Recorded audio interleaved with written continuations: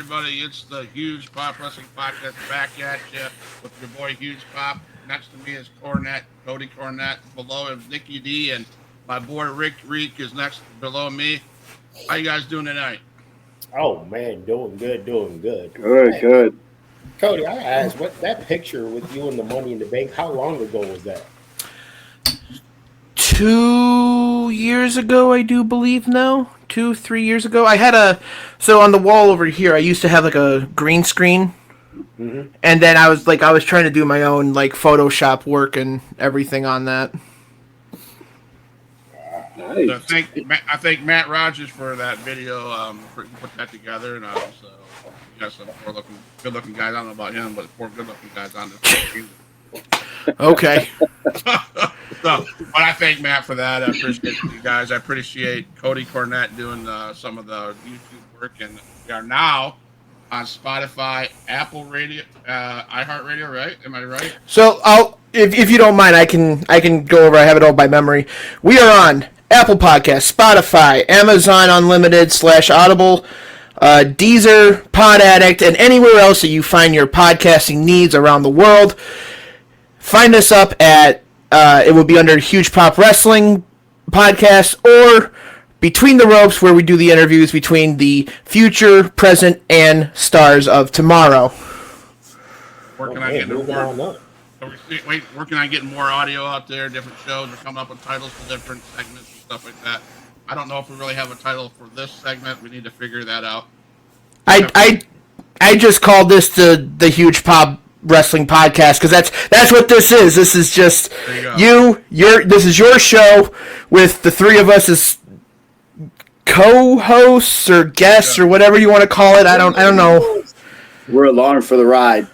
Along for the ride, yeah. Sometimes, yeah, I'm along for the ride too. So I appreciate you guys once again. Before I just say at the end, but I appreciate you guys. And so, fans around the world, we are going to talk tonight about the event of the world everyone's talking about up to last night. It was WWE Monday Night Raw once again. Now it's on Netflix. So my first thing was I thought, oh my God, the Tyson Hall fight was glitchy. I hope they get it figured out, and they had it figured out. They nailed it, 100% nailed it. So I guess we can start with the intro to the whole show. People are talking about that. It was so. Let's go around the room. So we'll talk. Rico, what were your thoughts about how the show began? I thought it was nice, man. The way like Triple H just it wasn't too energetic. It was nice, calm, but it was just breaking it in. And then the whole curtain drop. I was like, man, like they hit the nail right there. That was sweet right there. I love how they brought that in. What about you, Nikki? Did you like that? It was fantastic. It was amazing. And it was on a different level because this was, we forget because we watch it. But this was like everybody everywhere was seeing it at the same time. So it was just like, it was just on a different scale. They've always been great at presentations and things like that. So it hit a little different. I loved it. Cody, how about you, man? Did you like that intro? It was different. I'll say that. It was definitely different, and if not, it should be Emmy worthy. This whole production, now that it's on Netflix, should be an Emmy nominated thing by the end of the year. 100%. I liked that. I watched that. I was like, oh my God, there's content creators out there that said the clarity of the whole thing just looked, the camera work all around, the whole thing just looked amazing. A lot better than what it did on USA. And I guess my thing is, I agree with all three of you guys. My thing is, they set the bar way up here. I said this in the chat last night. I hope, going forward, we see every Monday Night Raw. It's not gonna be like a WrestleMania every night, Monday Night Raw. No. It's gonna, but they need to be on the same level as far as clarity, product quality. They set themselves up for they look. It was damn good last year. I just hope going forward it continues. Yeah, well, not every week's going to be probably as good as that was, but I think that they're going to have really good weeks. Not every week's going to be as Right. good. Yeah. Rajwantai, well, I can't. I'll bet you your name, so I'll just put you up here. What's up, guys? Thank you for coming on, watching us on YouTube. Make What's sure up, you hit that Raj? Thanks for. subscribe button, man. Make sure you hit Oh, that subscribe button. So, first thing happens is I believe The Rock comes down, Mm-hmm. yep. support his championship belt, and he has some words to say. So, Cody, man, let's start with you. That presentation, what was? Did you like that, or I think I should be last. okay? I really do because I think you and me are going to be button heads. Nicky D, man, I'll let you go, man. How'd you? What was that? What was it like, man? I he broke character, which that initially I just was I don't know. I guess I was a little caught off guard by that, but I understand why. Mm-hmm. I understand why he did it, and it was just that stage that they were on, and it was the fact that you were speaking to, they're always speaking to like the world, but it felt different. Like they were talking to everybody. Just Netflix is a different level, where the people who are tuning in to watch you live. I liked it. I liked it a lot. I liked how he came out and talked, and he talked about the basically the evolution of like watching pro wrestling, and I go back Mhm. to those days how I used to watch it, and so it was just really really cool. And he put Cody over, who was sitting at ringside and stuff like that, which again they were feuding, so it's like that's weird, but it worked, and I know why. I understand why he did it. I absolutely understand why he did it, and I don't have a problem with it. I don't take issue with it. No, Thank you. that's what I was gonna. I liked because we didn't see The Rock, we saw Dwayne Johnson, and Hmm. he was coming at you as the board, one of the board members, and talking about the business and how everything's been going. So it was just felt like it was just 100% real. There was no Yeah, beating around the bush, no character, just speaking from the heart. yeah. It wasn't a work. Right. Mm-hmm. No, that's the thing. He was shooting. It wasn't a work. He was just talking candid, and yeah, it was out of character. But I think it was necessary just based on you've got the audience, okay? You have the fans that are there, and you have the ones who tune in on a regular basis, but you have new people watching. What do you want them to see? Okay, what do you want them to hear? And how do you want what do you want to do so that they watch that and go, I want to come back and watch this again Right. and again and again.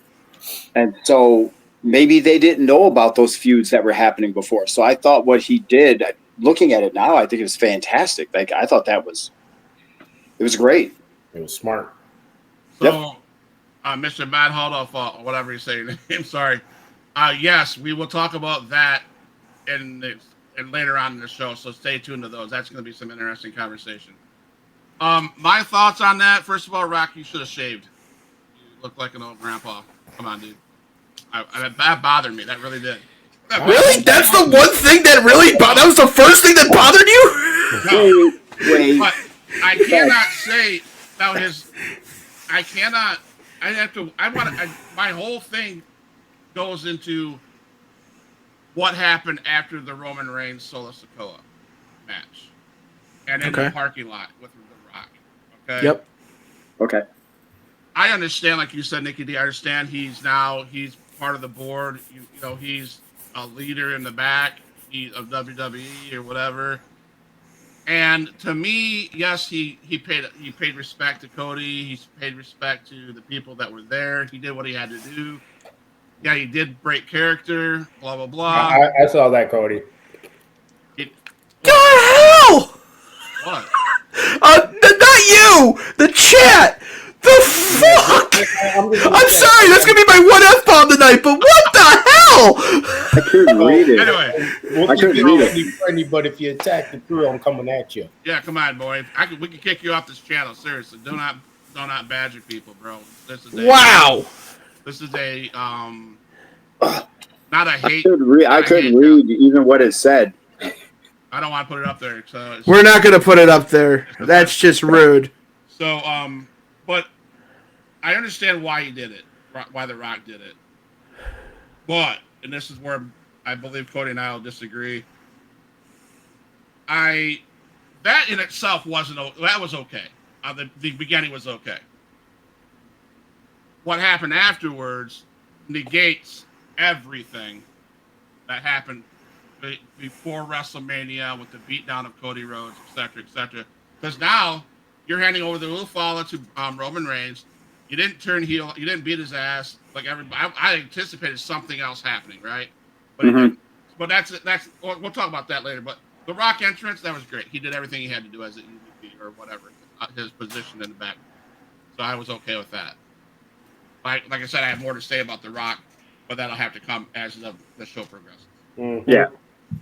Cody. This was a case of serving all masters. Yeah. Yeah. You had the Netflix people. You're in Los Angeles, literally the headquarters of Netflix. He mentioned, and this is where I need the people that are watching to really pay attention. He had all the people in the Netflix, like, corporate area up top. Where did he have Cody? Ringside. Sitting front row, looking up at The Rock in the middle of the ring. Rocky has the high ground. He made all the wrestlers, well, the important wrestlers, I should say, sitting in the crowd with the rest of the fans. While the important people are up top in a skybox holding a championship. Didn't they come down to the ringside after that? Yeah, then they came down the ringside, but only because, it's production, whatever. It just... Rocky wore 3 hats last night. 3 hats. He wore the TKO WWE hat. He wore the High Chief Sala Rock hat when he bestowed the Ulafala on Roman. And then he wore the social media Dwayne Johnson hat. Yeah. Not one of those characters or people was the character of the final boss. Now, people say he dressed up like the final boss. Okay. That's what people are used to seeing as The Rock currently. Mm-hmm. If The Rock came out in a suit and tie and did that whole entire spiel, no one would be batting an eye. No one would be mad. No one would be upset. No one would be having these arguments about, this storyline with Cody is now dead. But it is. Wow. You bring up a really good point. Because you look at the guy who was in the ring before him, Triple H. When Triple H got pulled, when he started coming out with a suit and tie, it was different. So when he was acting more of that corporate role, you looked at him differently because you understood that he was different. Even though you remembered the feuds and you remembered all that stuff, it was different. So I don't know. I was on the fence, bro. And I kind of see your point now because he came out looking the part, carrying the People's Championship and all that stuff, and then acted different. That's a really good point. But okay, I was gonna save the debate until after what he did at the end. Okay, so if he was that guy back when he was beating Cody's ass at the bus, he was the guy back in the back when he beat his ass at the bus. He made reference to his position in WWE during that beatdown. Yeah, right. So when you bring your final boss with that belt on your shoulder, and you come out there and you give the Olafala to the boy, which is respectful. I get that. I love that part. That was great. But you now then having a beer, chugging whatever he was back in the parking lot and saying, "I love you" to Cody Rhodes or whatever he said to Cody Rhodes. There's no way it can be believable that The Rock can go against Cody Rhodes at WrestleMania. Absolutely not. Correct. I would not be a believer of that whatsoever. No. Okay. And that's why I don't think they're going to go against each other at WrestleMania. And so that, that's why. to me, ruined the Cody Rhodes Rock ever happening. Okay. Good. Yeah. That's all I'm going to say. Good. You want to know why that's good? Because now it leaves room for when Cena wins the Rumble, Cena beats Cody at Mania, and Cody turns heel the night after on Raw and joins The Rock. Fine, that's great. My only bitch about that whole thing was when he did what he did. And I loved every single bit of it. I thought that was amazing. I thought that was great work. I thought that was great shoot stuff.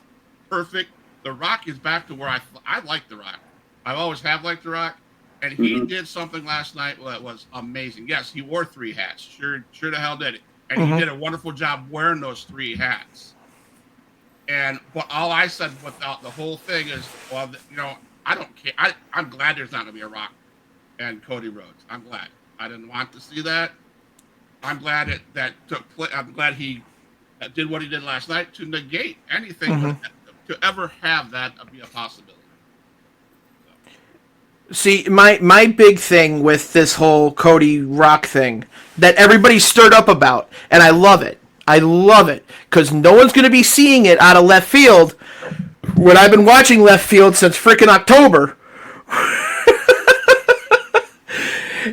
and saying John Cena wins the Rumble, John Cena wins the WWE Championship for the 17th time, loses it the night after on Raw, Cody Rhodes turns heel and joins The Rock, and now we have Team Rock versus Team Roman, where it's no longer family business, it's business. Now it's the Authority versus the Bloodline. You now have a top heel in Cody Rhodes and a top baby face in Roman Reigns. By the way, people that want to come into our chat and our podcast and take shots at my people, expect to be banned. And I did ban that guy because he continuously wrote off on that. I did ban him. So kiss my ass. I don't care. Don't come in our podcast and start trashing my boys. Okay? It's one thing joking around and stuff, but hell no, I don't put up. We don't play that game. Nope. I'm sorry. People think I'm the. Be respectful. Yeah, be respectful of my people. So let's jump into that first match: Roman Reigns versus Solo Sikoa Tribal Combat match. That was a hell of a match, in my opinion. Man, that was a good match. It was good. Honestly, well, I say before we talk about the match, what did you guys think about the commercial breaks? Before the match, and then during the match. What was your take on Netflix's way of doing commercials? Was it long commercials? Was it short commercials? Did it feel like Netflix has something here? It felt like with the commercials because there was a couple commercials, but they weren't long, and there were some times where it went to break for commercial, but it went right back to the show. I was like, I liked how they handled that because you're not sitting there for 10-minute commercials, like waiting for the show to come back on. Yeah, they didn't do the screen, or like they would do where they minimize the ring action. Yeah, the picture-in-picture. The picture-in-picture, yeah, sorry, that's what I meant. And they're still showing you the commercials. When they first popped up, I was like, oh, okay, because people pay for that time, and you have your sponsors and stuff like that. So remember I said to my wife, okay, it's cut into a commercial break, but it bothered me at first because I couldn't see the action. But I don't feel like they were very long. So I think they handled it well. When they did, it was a break in the action. You could kind of tell. And it was like it was before they started doing the picture-in-picture. It would be when somebody's hurt on the outside or something like that. And then it would do, you would have the commercials and they would come back and you would kind of pick up. So you didn't really feel like you missed anything. So I thought they did a good job. But at first I was like, oh, man. I was like, no, it's cutting away. I saw people getting mad. They were like, "What do you mean we have commercials? Raw's on Netflix. Netflix doesn't have commercials. We weren't supposed to be getting this. What's going on?" Right. That's what a lot of people on social media are saying, that we pay for no commercials on Netflix and blah blah blah blah. And I'm like, so I really didn't notice the commercial. I knew there was, but I really didn't.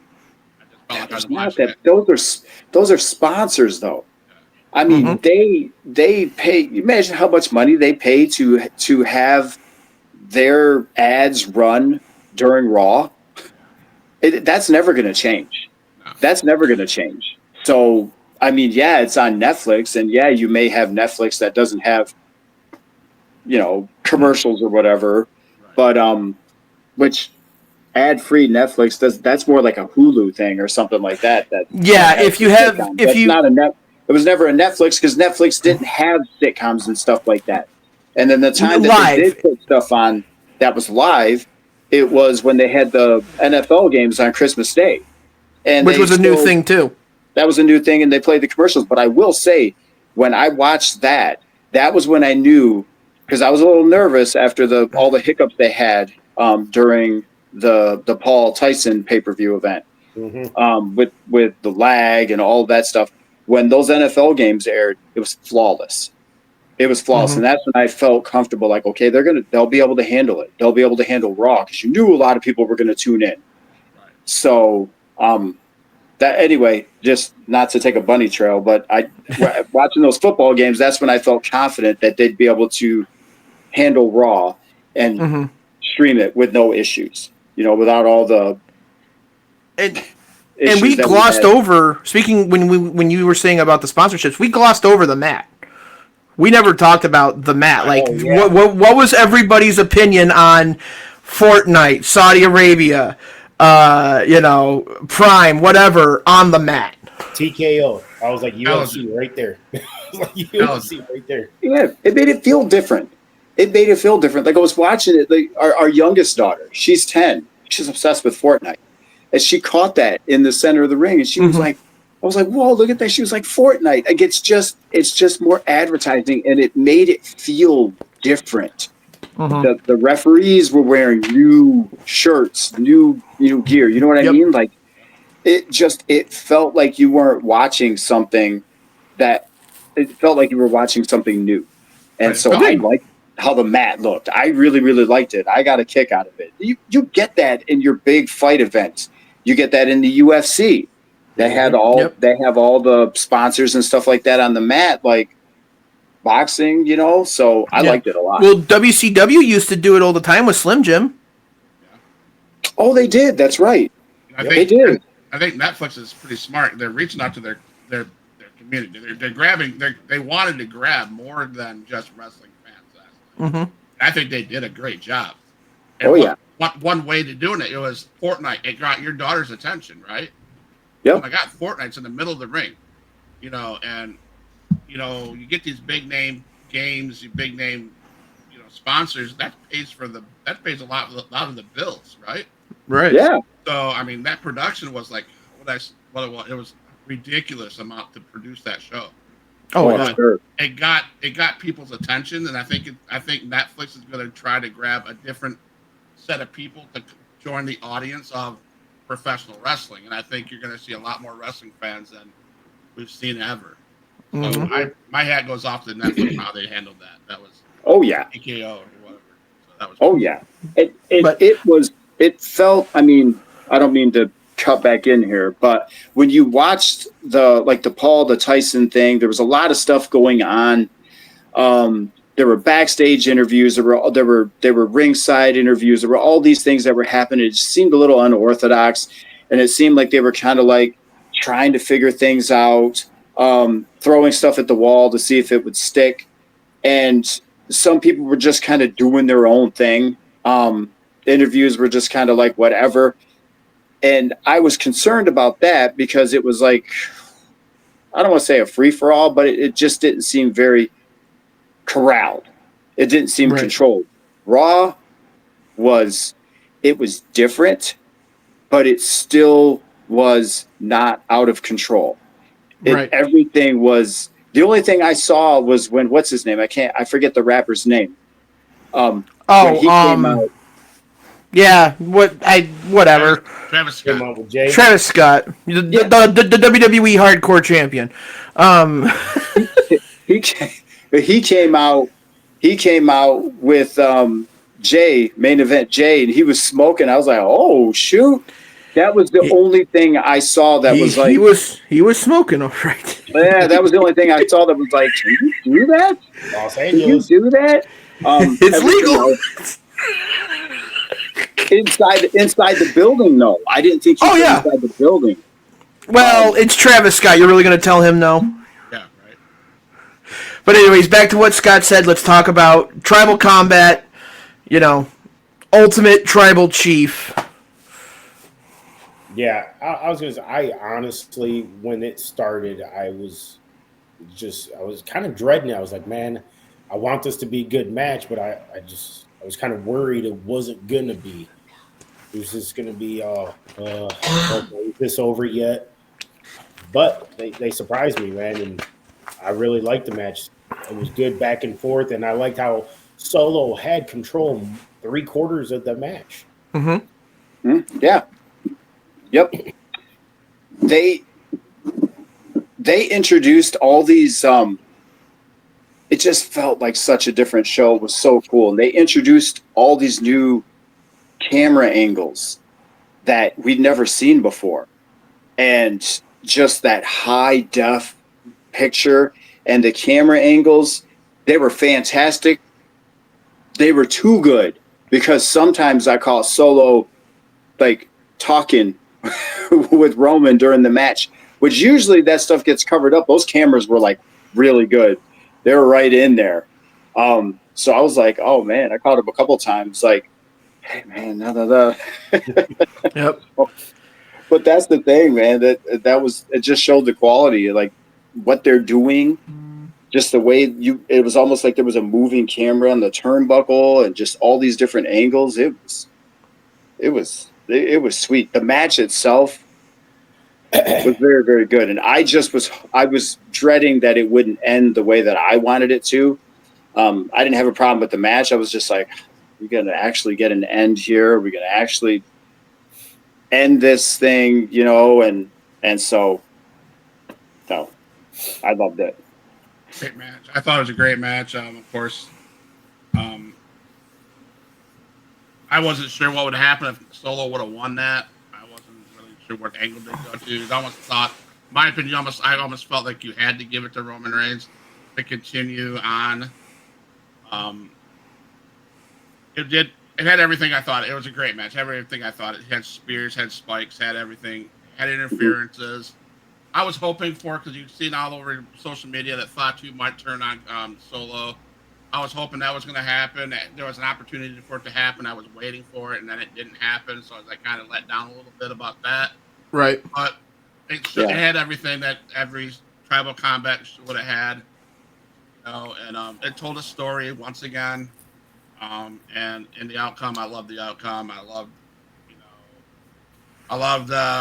Paul Heyman's expression when The Rock comes in and opens his hands and says, "Give me that," and I'm like, "Oh shit," because that's what Paul said. He was like, "Uh oh." Yeah. But Paul understood, right? Yep. Paul understood that. Yeah.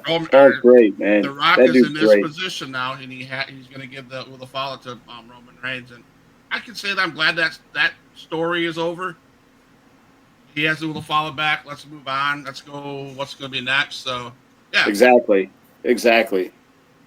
And how about that crowd too? I mean, I know, it was just, but when you say Paul Heyman, I think about when he asked for the mic, and he did that whole his spiel. Ladies and gentlemen, my name is, like, you couldn't even hear him because the crowd was so loud saying Paul Heyman. That was awesome. Paul's too good at his job. Mm-hmm. He's too good at his job. I just wanted to say that. Now, my only question is, out of the three of you, did you think that this at the end was overbooked? No.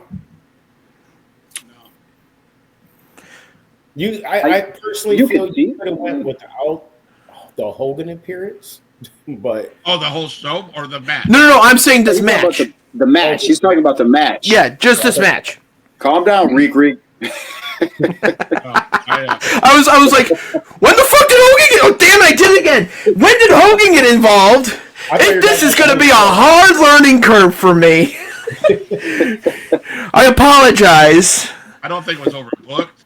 I at first I can say this. I thought, why are they having this match on number one? Then I thought back to my teachings that I've been with, that Adrian Whisper has taught me about how to book matches, how to book an event. You have to have a big match to get the crowd's attention. And then finish with a big match, and everything in the between keeps them interested. So I was happy that they did it at the beginning. They could have easily had that match at the end, but they chose to open it with that, which is respectfully, I think that was right. You know, so overbooked, I don't think so. No. Okay. Just for the things that happened and stuff. I mean, I guess I can understand why somebody would look at it and say that, but I didn't feel like it was too much. I didn't feel it was too much, and because it was the first match, and it was important. When you are, when you're, what do they call it? Jerking the curtain. Okay, in the business, that's what they call it. When you're going out there first, that's your job. Your job is to get everybody going, get everybody excited, get everybody like into the show, get their attention, and then you try to maintain, until the end. And they absolutely did that. When they got the chairs out, oh my gosh, man! I thought you're gonna hold back a little bit, because they were beating the crap out of each other with those chairs. I kept looking like, is he hitting the ring at all? Or no, those are full on chair shots. They just belted each other. That kendo shot that Roman took from Solo. Well, like they always say, if you're family or friends, you hit them harder. That ain't no lie. That kendo stick shot was brutal. The only thing that caught me off guard was when Kevin Owens came in and stunned Roman. Yeah. Like, you hated the entire bloodline. Was your hatred for Roman that strong that you didn't care if Solo won the Ulafala or like had control of the bloodline? Because like you hated all of them. They all got you in one way or another. And then I'm like, and then Cody's music hits and I go, oh. Yeah. Yeah. And I'm with you there on the Kevin. It was confusing. It was kind of confusing, like, why? So, but then it was kind of telling a larger story, or it was setting up to tell another story. So then you're like, okay, like you said, when Cody's music hit, you're like, okay, now I get it. Oh, okay, I get it. It's Raw on Netflix. We need to do one of the bigger storylines also on Raw on top of that from SmackDown. Okay, that makes sense. Yeah. I have a comment to make, but I'm trying to. No. Go on. I already know where he's going with this one.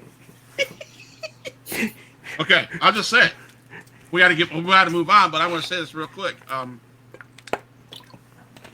First Monday Night Raw of the year. First Monday Night Raw on Netflix. Hugest production that WWE's had in a while. Mm-hmm. And we get. No, I'm sorry. Y'all's favorite man gets once again overshadowed by the bloodline. I knew it! I knew you was going to come out with that. Cody Rhodes comes in. First of all, Cody Rhodes sits ringside in his Luxy suit. Yeah. He gets called out and gets praised by The Rock.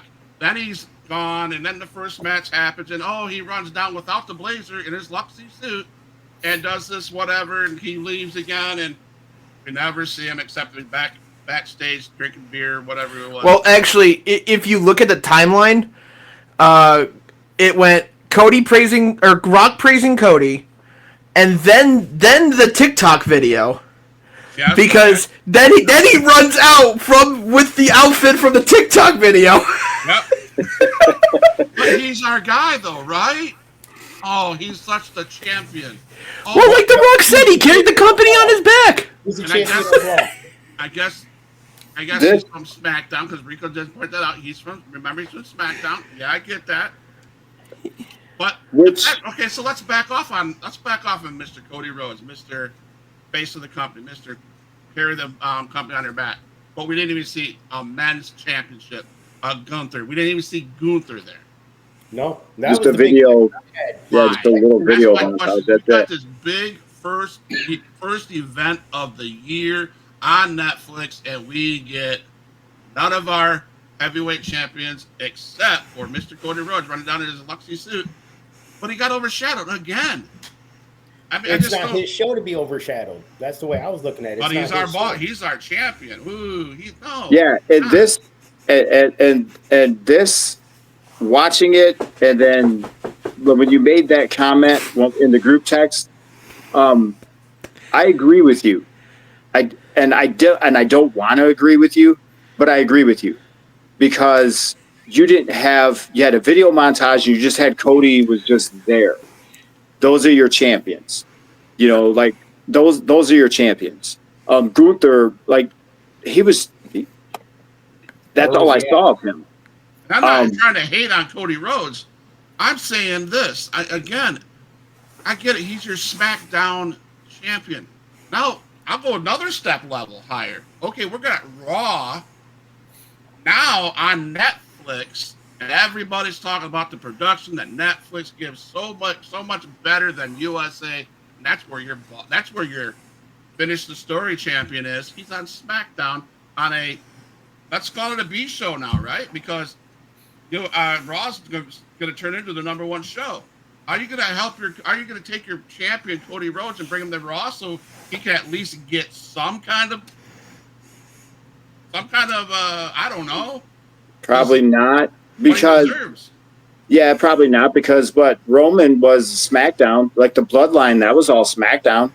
Thank you. Yeah, that was all SmackDown, and then you had, like Cody was Raw and everything that was said. Like you had the stuff going on Raw, and then all the Bloodline stuff was SmackDown. So, thank you. Go We ahead, had Cody. SmackDown on the show, right? And all we seen was Cody Rhodes running in to do what? To attack does Cody Kevin have his Owens? hand up? Yeah, hi. Yes, he does. Hold on. Go ahead, Cody. Go ahead. Since we want to talk about kayfabe, Man, that's not there is this thing called the Superstar Transfer Portal that has been going on for the last 4 weeks since the Raw Netflix deal was coming up closer. And pretty much until after WrestleMania, like every year, it's going to be combined brands, for lack of a better term. And by after WrestleMania, it is going to be Bloodline on Raw, Cody on Raw, Cena on Raw, Punk on Raw, Rollins on Raw. Pretty much all your A stars on Raw. except for Cody Rhodes. He'll be putting a commercial on a TikTok video. No, Cody Rhodes is going to be on Raw as the WWE Raw. champion, and they're going to move Gunther to SmackDown as the world champion. And then you could probably keep the mid-cards the same. That doesn't really matter. Tags the same. But if you move your world champions from brand to brand, that's going to make all the difference in the world. And I think that's... Again, this is all rumor mill at this point, but I think that is what's going to happen after WrestleMania when the draft happens. Because right now we're going to have people come over from SmackDown to Raw, because in 3 weeks' time... we're going to have Roman again back on Raw to unveil the cover of 2K25. Right.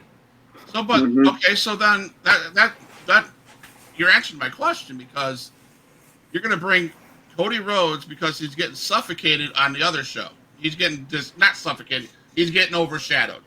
Yeah, but you're bringing the people that are overshadowing him also to the Raw. Yeah, because Cody's already Raw. Cody's already Monday Night Raw. No, And Cody Roman SmackDown. and- He's SmackDown. I thought he was Raw. No, he was SmackDown after the draft. Yeah. Oh, that's right. I forgot about the draft. Okay, never mind. We all do. Don't feel bad. I mean, I didn't want to get off on a tangent, but I'm just saying I feel bad for the guy. Mhm. I think that if Netflix and Monday Night Raw missed a boat anywhere, it was not having Gunther and the little bit they had Cody Rhodes on the show. That was the only thing I would say they missed the boat on. I think I would have liked to see my heavyweight champions more than sitting at ringside.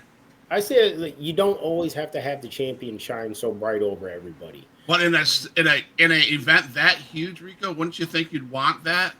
I mean, Yeah, you want to know who your champion is. Like UFC. Let's go to UFC where you've had these heavyweight or middleweight phenomenal champions, but yet you get somebody like Conor McGregor who's not the champion, but everybody's interested in him and his story and stuff. The champions are going to be outshined quite a bit. It's just that's the way it's going to go. I guess. I just think I don't know. That's from a fan standpoint, I would have liked. No, and I get it, Scott. I get it. I get it. I made your brother mad 3 weeks ago at the year-end award, or 2 weeks ago now at the year-end awards when he was talking about Cody, and he's like something about Cody, and now you're gonna give Cody the same storyline, or Roman the same storyline as Cody did last year, and I'm like, because Roman's a bigger star, and he just got mad, and I don't blame him. So, what happened after the Roman Reigns solo? I know the next match was Rhea Ripley and Liv Morgan. Well, before that though, isn't that when I thought. Cena came out? When did Cena come out? Was it before or after that match? It was in between the Tribal Chief and Women's All right, match. so let's talk about John Cena appears and kicks off the WWE Farewell Tour. Yeah. Phenomenal promo, man. Freaking Cena, just like at first you're just like, it seems like he's just like letting you know, like I'm just doing this to kind of ride it out, and then he pulls it out like I'm going to Rumble and I'm going to win.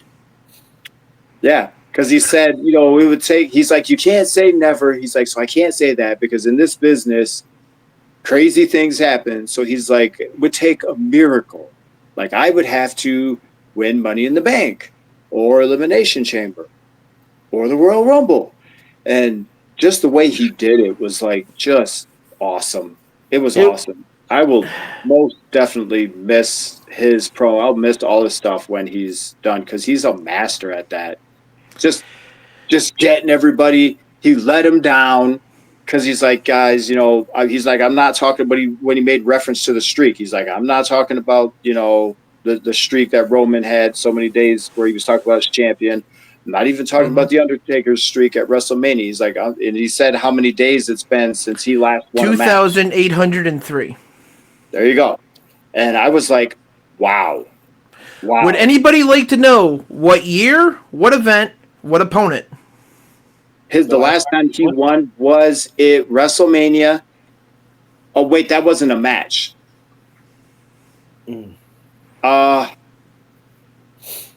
Okay, it wasn't Bray Wyatt, was it? That was like... Nope, he lost that one. That was SummerSlam. He lost that one.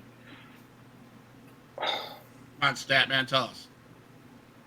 2018, the very first Crown Jewel event, in the very first match against Triple H. That was the last time. That was the last time he's won a match. Really?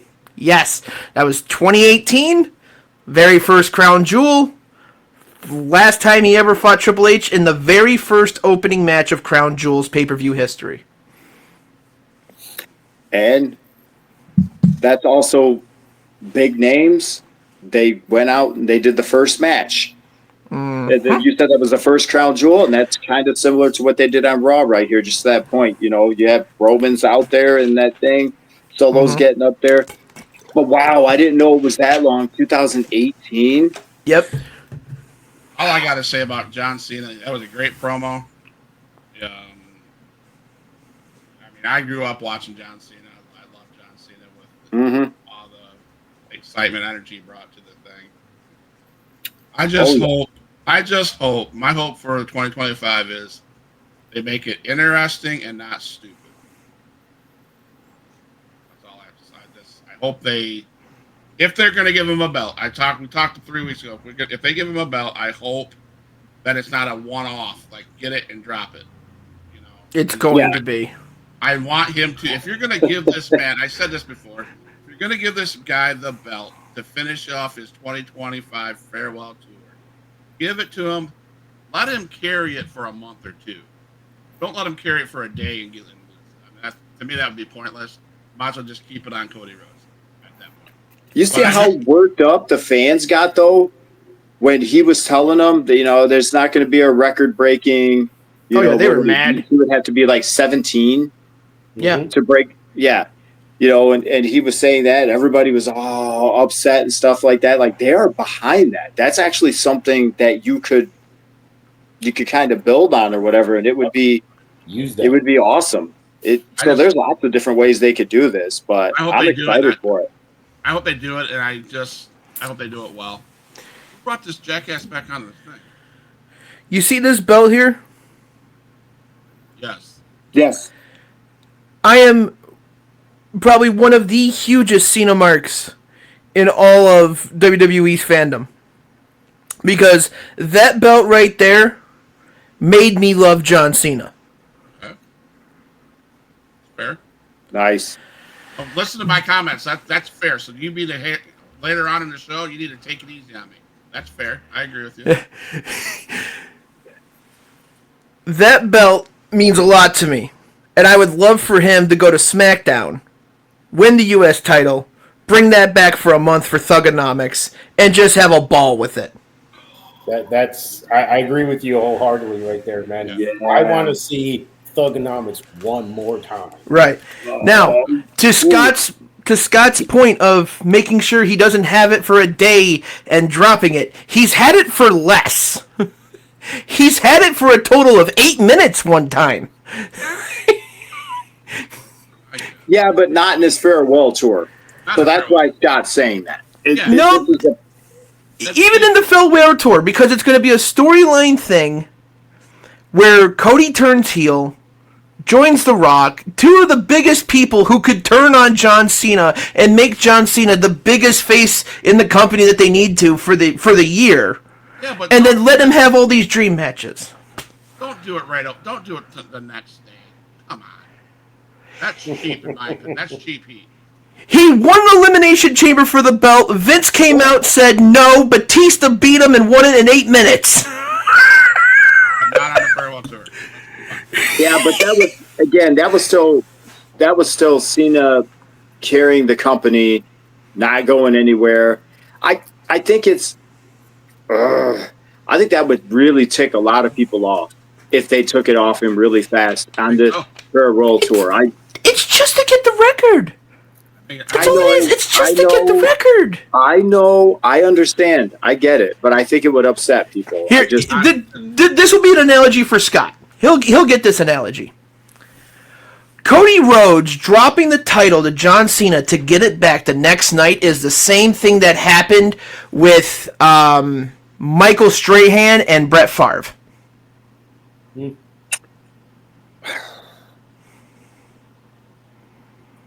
How so?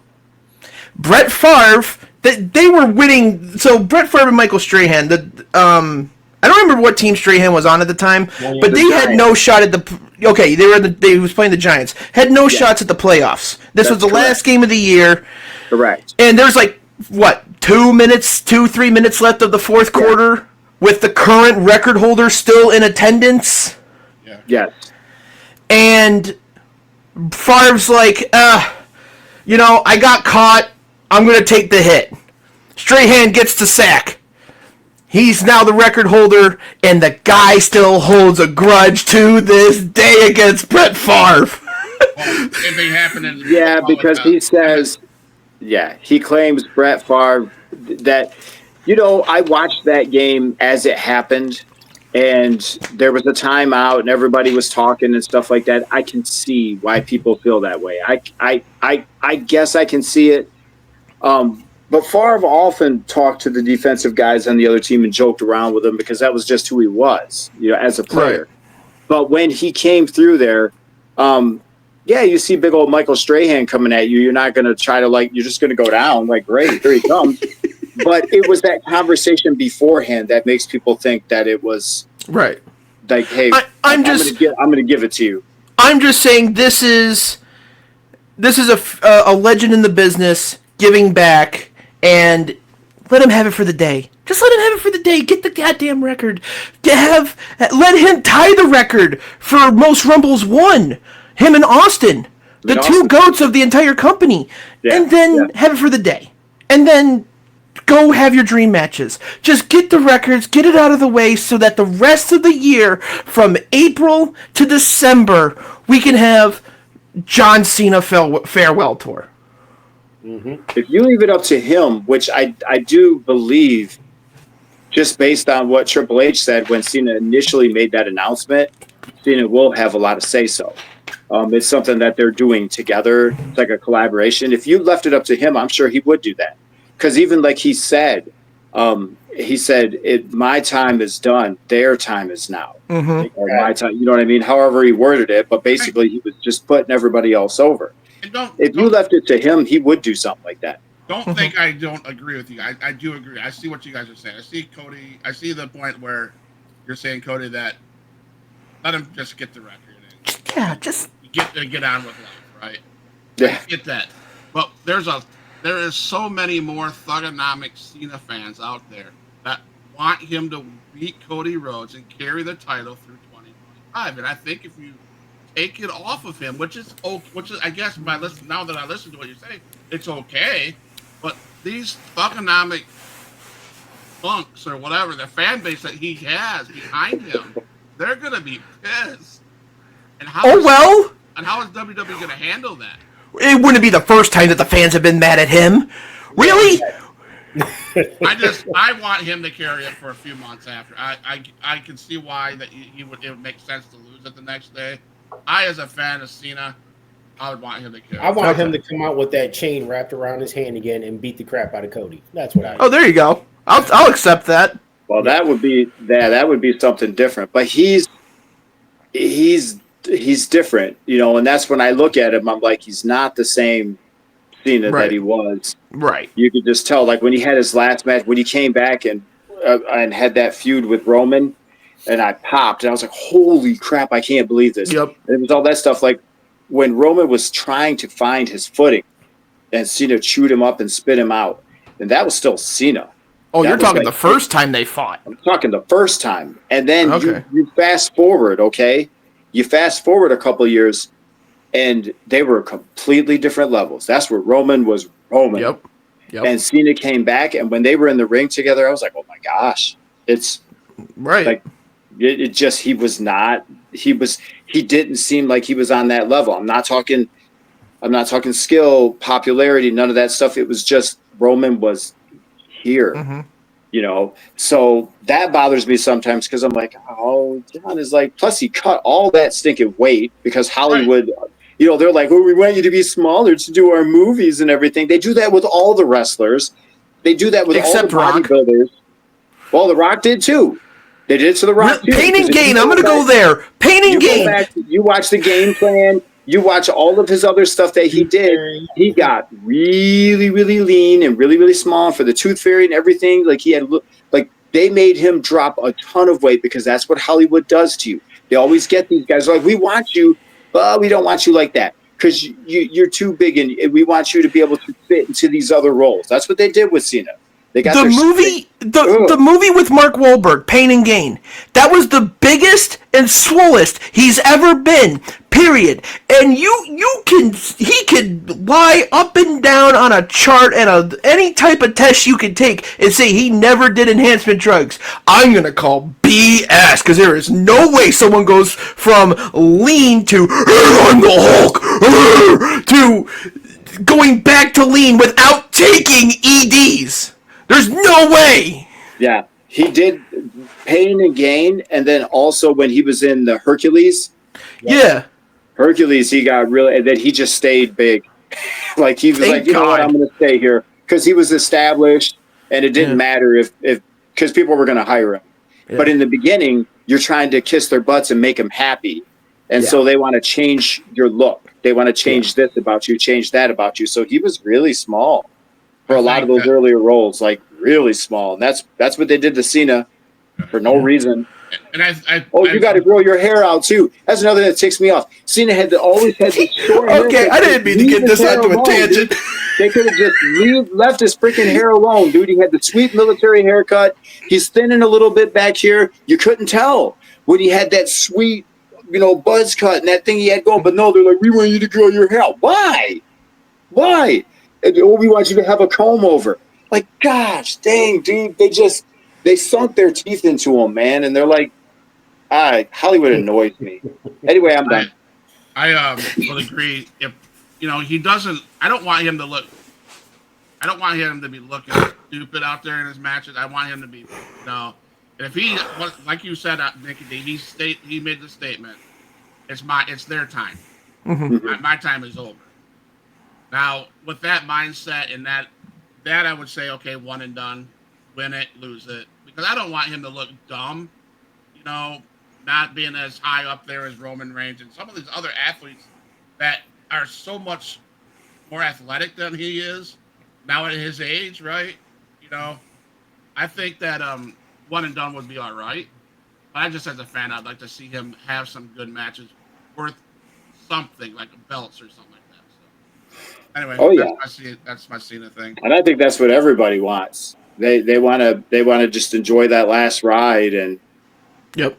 Yeah. So then what do we go? Rhea Ripley and Liv Morgan. Liv Morgan. We got to move through this quickly. Liv Morgan, Rhea Ripley. Other than Rhea Ripley looking like a knockout, she looked good. I'll just say that. God, everything was held together by dental floss. Like, what the hell? I was like, she's wearing lingerie. Yeah. That's what she gotta be. Like she was wearing lingerie. I'm like, dude, Rhea Ripley usually wears a lot more clothing than that. Yeah, right. She looked like I don't see what everybody else sees in her. I'm sorry. I don't see it, but she was wearing skimpy clothes. I have mommy issues. That's my issue. I'm sorry. That's why. She looked like a badass out there. Rick's afraid of mommy. She looked like a badass out there. I love everything from the beginning to the end, how she beat Liv. I loved how Dominic thought he would be sweet and let's get back together, and she's like thought she was like teasing it, and then she's like, nah, I don't think so. My only issue with the match was pacing. Yes. And then I guess out of respect, it was confusing to me, but I get it out of respect, and plus Netflix has to get bigger names on there. The Undertaker to me was like a why, make your ride around the ring, go up and then look back, and then Rhea look back like he's the first main event of Monday Night Raw. Then I didn't know that, so that makes sense now. Yeah. But still, I'm like, that's just to me that was a insert to get a big pop, and it did. It worked. Yeah. And so that would be my only thing about that match. Well, it was like but it's like I told you too, huge pop. That was just in a sense, he was putting Rhea over. Yeah. What he did right there was putting her over. I thought that was cool. The fans thought that was cool. I was like, that's awesome, because she's that dark, like, for the lady wrestler, she's like that gothic, dark, creepy character, which is what he was. Yeah. Yep. I get that, Nika. I get that. I was just like, it didn't. Now that Cody said what he said and you said what you said, it makes sense to me. But it was almost like it was nostalgia. Random nostalgia. Like it was random. It worked, yeah. And it worked. Mm-hmm. It did. I mean, do you hear that pop when his music hit? Yeah, that was great. Yeah. Now, I guess we don't have enough time, but do you want to get into that next segment with your boy? Yeah. I'm sorry, but this is going to be good. I'm going to let Scott just take this one away. All right. I have to be calm. I really do. I'm going to say this. Throwing rocks at glass houses to me doesn't work. Media, people on social media, everything. Because this man is a Trump supporter. I've heard everything from Trump supporter to a racist to a sexist to a whatever you want to say about Hulk Hogan. We're looking past what he's trying to do to change his life now. Yes, he owns up to the mistakes. Yes, he did this. Yes, he did this. Yes, he did this. Yes, he said this. Yes, he did this and said this. He has said, I'm sorry for saying this. I regret saying this. I regret having this statement. I now realize I need Jesus, and he went out and found Jesus and gave his life over the Lord here last year, matter of fact. Mm-hmm. Okay. Why do us fans, not me, because I think this guy's great. He brought me back into wrestling when he leg dropped Macho Man Randy Savage and came into NWO. I was a fan when I watched him from being beat up by the Andre the Giant, by all the like Jimmy Superfly Snuka, Roddy Piper. When they got his chain ripped off of him, I loved Hulk Hogan. My brother says Hogan must pose. Well, yeah, because he was the icon. He means a lot to the business of wrestling. Yeah. Should he have been on Netflix? No. I agree with that part. Why that was one of those things that other than promoting his beer and being part and saying that he's backed by WWE or he backs WWE or whatever. I did not like the segment. Jimmy Hart looked like he was lost. Whatever. But all the haters, please shut your freaking mouth, because let the guy. For Christ's sake, he gave his life to Jesus. Did he do all this shit? Yeah, but he's changed. Can I change? I have changed. Can he change? Can Rico change? Can Cody Cornette change? Yes.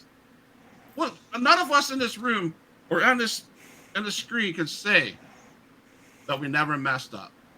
Mm-hmm. None of us. My thought process on this, And man. I'm sorry, he messed up, and he's asked for forgiveness. Let him have that. Quit bashing his ass. So, because my thought process on that, man, is like I agree with you where this man is an icon in the business. We all loved him, watched him growing up. He's great, man. He's great. I personally didn't think he needed to be there, though. That's why I was like, you really didn't need Hogan in there and stuff. And I didn't really know about people bashing him for all that. I'm like, you're always going to have haters, whatever. But if you would have went on TikTok during the show, during that segment, Rico, you would have thought Hulk Hogan Terry was a piece of shit. They dogged him. Really? For everything from being a Trump supporter, from being a racist, from making comments that he shouldn't have made. But who doesn't make comments we shouldn't make? So just real quick. So everybody out there, like, you've never gotten angry and said something out of anger that you should have never said? Please get over yourself. Well, okay. Coming from a guy who said stupid remarks on the internet and has had people tell other people not to be friends with me because I willingly went on video and said this shit.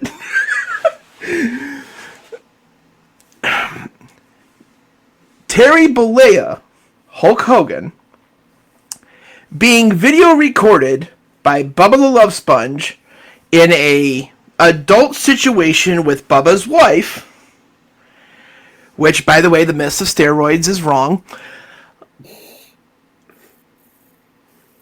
He said something about his daughter that he thought was in a private setting, and then Bubba the Love Sponge sent the video to Gawker for so much money, and then Hulk Hogan got way more money for suing Gawker.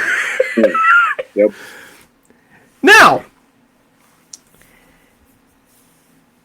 the whole Finding Jesus thing, good for him.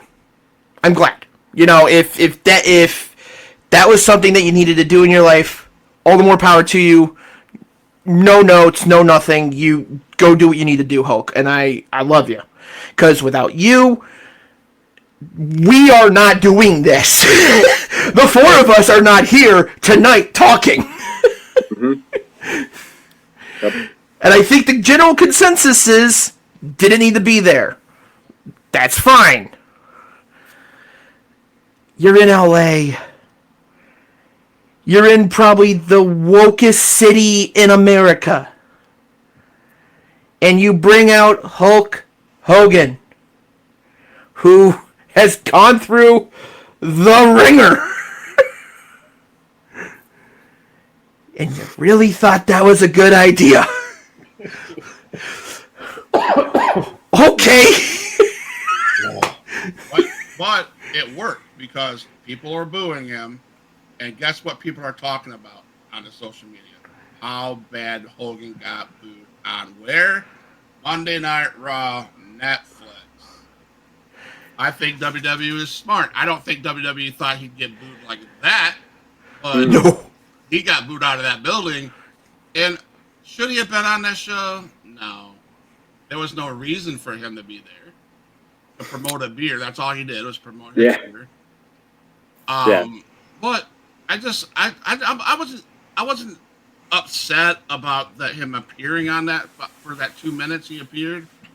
I'm taken back by, and I guess it's opinions, right? People have their opinions. Yeah. I'm not saying people can't have their opinions.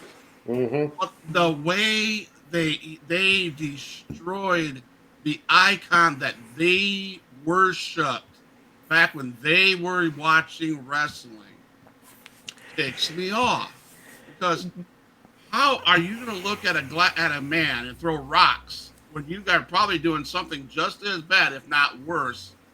Because Nicky will know this. I could pull up a Bible verse, which I won't, but it talks about the level of sin, and when people talk, it's equal. Me calling Nicky D a jackass is just as bad as me going out and killing, hitting Cody Cornette. That is still up there. God looks at us like, what are you doing? You're supposed to love others. Yeah. And I'm not trying to get religious. Don't get me wrong. I'm just saying this guy got trashed last night. Right. Well, For here's what? here's the best part. Everybody says that wrestling fans are fickle. We are. I've never shied away from saying that I'm not a hypocrite. I will flat out say I'm a big ass hypocrite. I will talk out both sides of my mouth because that's how it is. Both statements can be true. As soon as that first note hit, you heard the pop, but as soon as real came out of the speakers, it went from yay to boo. So it was the initial pop to nope.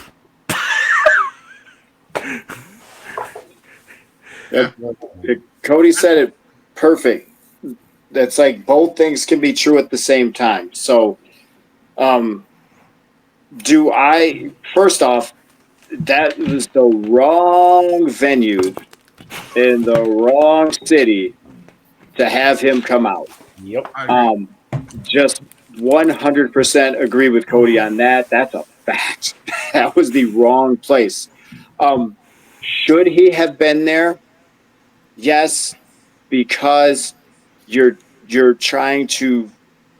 He's known everywhere. He built that, like, and yes, people can talk about how he buried people. They can talk about, there are lots of stories about the backstage politics that guy played. I get it. Mm-hmm. But he was the one who took that organization, took that company, and carried it, and carried it, and carried it, and carried it. And he was like one of the first ones that's known everywhere. Mm-hmm. So he made it what it is, and that's why again, like Cody said, you can have two things true at the same time. Like, no, he probably shouldn't have been there, but then He deserved to be there. And I'll just say this, and then I'll shut up about it. My oldest daughter was just walking in. She just got out of her late shift at work, and she was walking in right before his music hit. He came out, and she was like, "Oh, Hulk Hogan!" Like she knew exactly who he was, and when he came out and everything, it was like, "Oh, that's that's cool," and stuff like that, And she was like, "Listen to that crowd," and I was like, "Yeah, that was awesome." That was when they popped. That was before things changed. And Jimmy Hart looked very uncomfortable. I was like, Jimmy Hart. And then he looked like, hey, man, let's get out of here. Get the hell out. He just was like, stop talking. Let's go. Let's go. Did you see when they first came out, Jimmy Hart?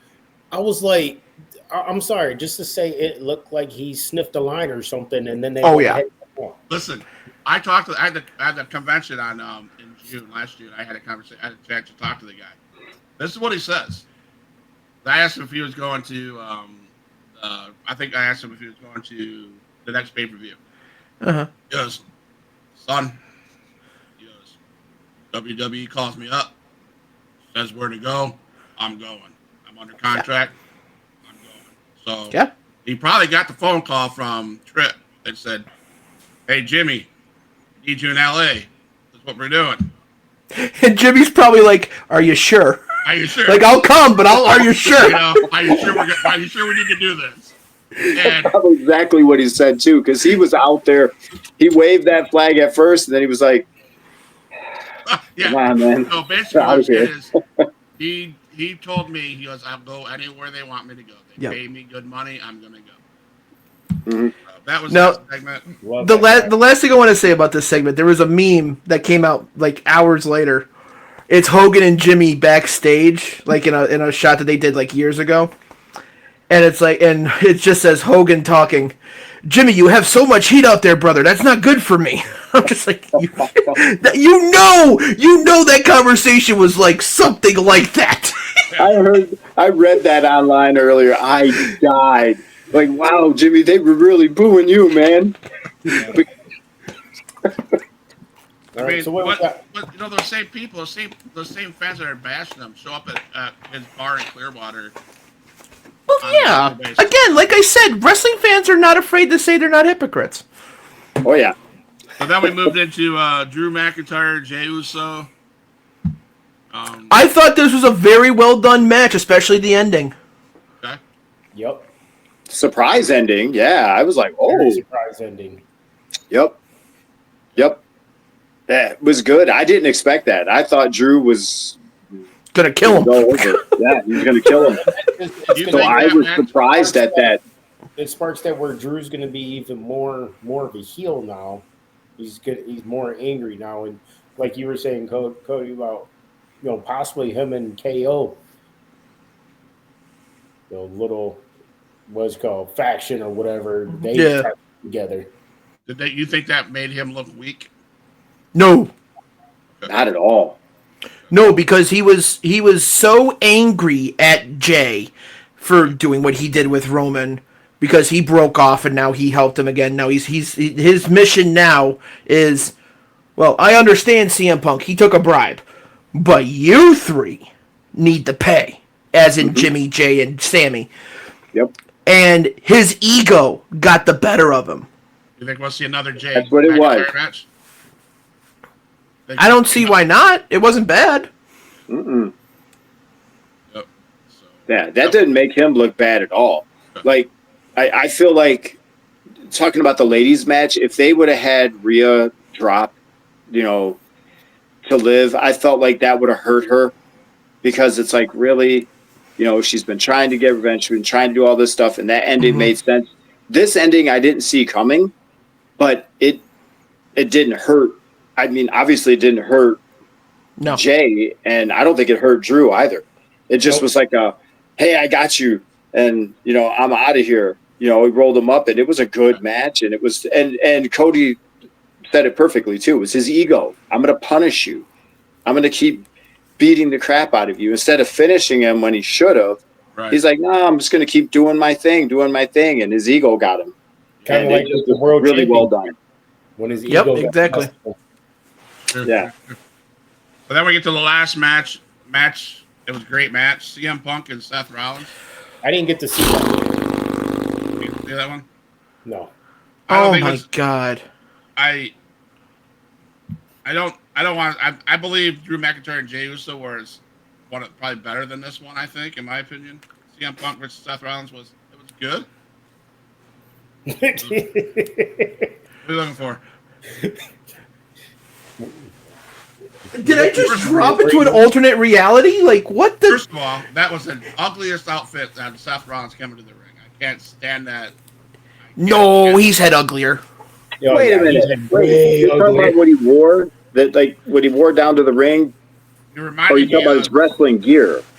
what he wore down to the ring. That coat. That was ridiculous. Oh, that has to be tied to something. He's an MC. He's like a Marvel nerd. He's a comic nerd, and I kept trying to think of Daredevil. I thought it was Daredevil-ish. no. With those sticking with the way that was, I kept racking my That's brain called the like Scarlet which Witch. comic book character Yeah, is Scarlet Witch. Scarlet Witch.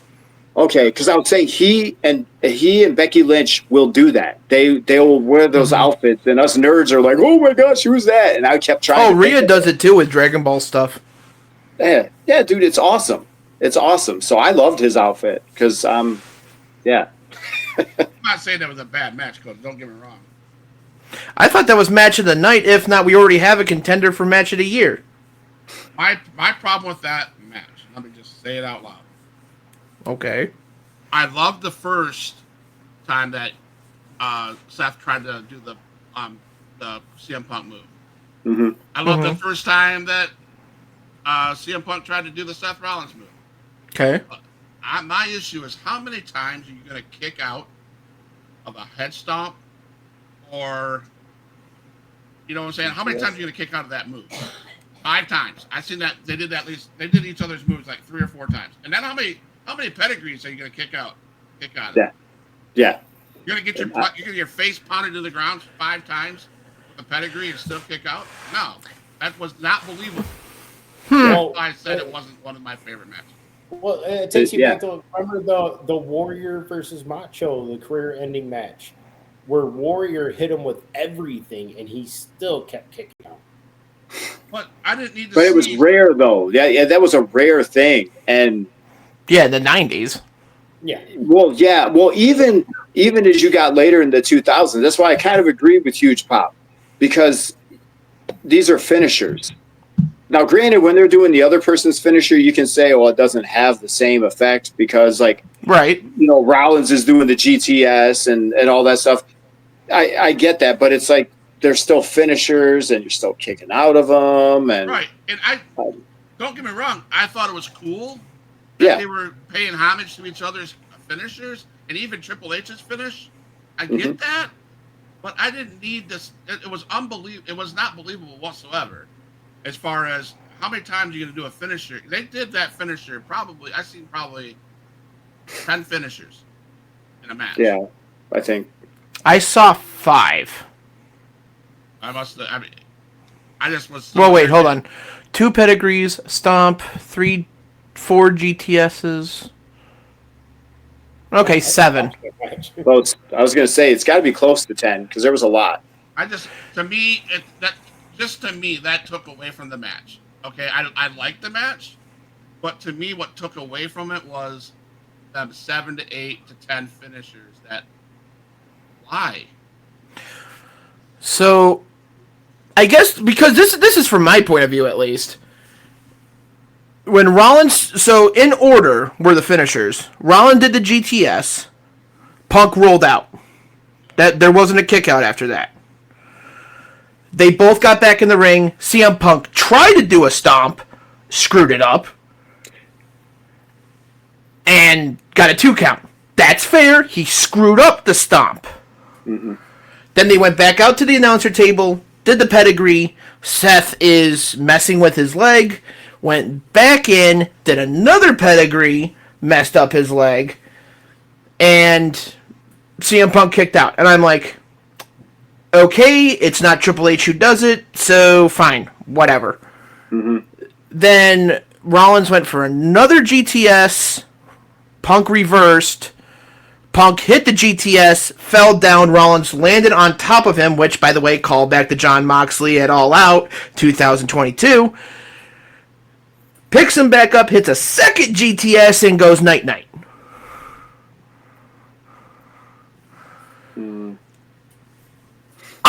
With the exception of the pedigrees, I was okay with how those finishers came about. I just didn't see as much technical wrestling as I thought you would. And I just was disappointed that what we've seen was finishers after finishers after finishers. That's all. Well, the audience that they were presenting to, like in the Netflix audience, that's one thing I will say too, where it kind of works, because if you think about, like, I don't know, think Michaels Taker, their WrestleMania match, the first one. Okay. That started this whole crap, by the way. That started it. Those things, it was unbelievable.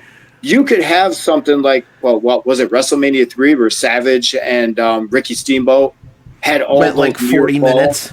Yeah.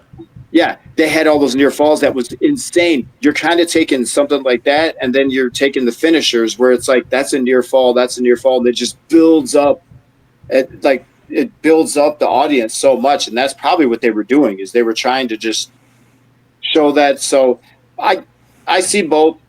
Like, I didn't hate it, but I did think there were a lot of finishers. But at the same time, I didn't go, oh, that ruined the match. I just knew there was a lot. I mean, I'm not saying it was a bad match. Yeah, right. I wish there was more to it than. And I get why they were doing it. I get right. that. I will say this. I love the ringside interview that they did afterwards with CM Punk. I love that, bringing that I didn't back. get to see that. That was pretty cool. So their things of that match was great, but it's just I don't know. It was not personally my favorite. Okay, that's fair. I just have two questions. A, did you like Rock versus Cena at WrestleMania? I wasn't one of my favorites. No. Okay, because same type of match. It was just a finisher match. Yeah. Brock Lesnar versus Roman at 38 in Texas. I guess that was okay. I mean, again, same thing. So at least you're consistent. I'll say that. At least you're consistent. You're saying, like, if it's a finisher match, it's a good match. It's not your cup of tea. No, not cup of tea. No, I mean, and again, I love this show. I love the three guys I hang out with, because we can have our opinions, right? Mm-hmm. Or do you think it should have happened on a Raw? Because, like, all those other ones, they happen at, like, WrestleMania or Mania. Like, all of them happen at Mania. All of those were Mania. Yeah. Do you think that it should have happened on Raw? On this Raw? On this Raw, yes. Yeah, because this was a big one. But I was asking Huge Pop, do you think it was bad because it happened on Raw? No. Not at all. Not at all. I think it was. No, I mean the finishers, not the match, but the finishers. I know you like the match. But you see finisher matches all on Raw all the time. I mean, you see that a lot in the professional wrestling. It seems like there's a lot of finisher moves or not unbelievable kickouts, right? If I get slammed by, for instance, one of my biggest ones was when Bronson Reed was beating the living piss out of Seth Rollins, I think it was. Yeah. And he gets up. Nobody's going to get up when a big man like that tsunamis you 9,000 times. Okay, so I see where Scott's coming from on that. Yeah, that's fair. That's fair. I will accept that. And if you get GTS more than once, are you going to get up? No. If you get your head planted to the ground more than once, are you going to get up? No. I didn't need to see those finishers. Seven, and whether if there was 6 or 7 of them, I didn't need to see that all. That they had those guys are such good wrestlers. I expected that. I wanted to see more. I guess. Right. Well, just so that everybody knows that those two matches, Rhea and Liv and Punk and Rollins, were slated for WrestleMania, and then were penciled in for Raw. So, a lot of WrestleMania plans, again, allegedly, take it with a grain of salt, allegedly, WrestleMania plans have now changed again. So, this WrestleMania is going to be a very interesting one. Well, guys. Wonder why they've changed. Why the plans? I mean, have you heard or read anything as to why? Not necessarily. It was the first Raw on Netflix. You had to have big matches. Rhea getting the world title, Seth versus Punk, Roman and Solo for Tribal Combat. Like, those three right there. They could have gone without Drew and Jay, and those three matches could have carried that entire show. But this WrestleMania, like I said before we took our Christmas break, from January to WrestleMania is going to be the greatest time to watch wrestling. All right. Well, I look forward to it. Absolutely. So, guys, I had a blast hanging out with you guys talking about Monday Night Raw on Netflix. People that viewed it, even the ones that make stupid comments, thank you for coming on the show. I appreciate it. All us guys appreciate it. Again, like Cody said at the beginning of the show, we're all over the audio through Spotify, Apple, whatever it is. I don't know. That's why I don't do this. And we're on YouTube, and we're on Kick and Twitch and Facebook. Not that numbers matter, but guys, we went from 436 subscribers on YouTube last week or at Christmas break. We are now at 456. 7. Oh, we got another subscriber. Thank you to who all subscribes. 457. So, we're making waves. It doesn't, like, again, numbers really don't matter. Sitting with you guys is what matters to me the most, And I want to say to Only Zeus there, hey, appreciate the question and stuff, but, we have Cody who does all that editing and everything for us. Yes. Also, yes. Okay. Let's address that elephant. Okay, we were so close to going home, Scott. I am tired of getting emails, and finally I said to the one guy, he messaged us on the Facebook page today, even again. And I said, did he really? Again, yeah. I said, look, let me dumb it down for you. We have a guy backstage that does production, that edits, and that puts on the videos up to YouTube. Thank you for your concern, but we have it internally taken care of. So please, guys from India or wherever you're from, please leave me alone. Leave the emails alone. We have people that do it. I know I'm probably treading water, but Huge Pop Wrestling is always I love your shirt, day one-ish. We've been Huge Pop from day one, and we're for life, right? And we acknowledge the tribal chief, which is you. I mean, I told Edie last night, I'm gonna message Samu and see if I can get a Ula Fala. Oh my goodness! Ooh, that might be a hard pass. Wow. Anyway, like always, it's Huge Pop, and we're for life. Thank you, guys.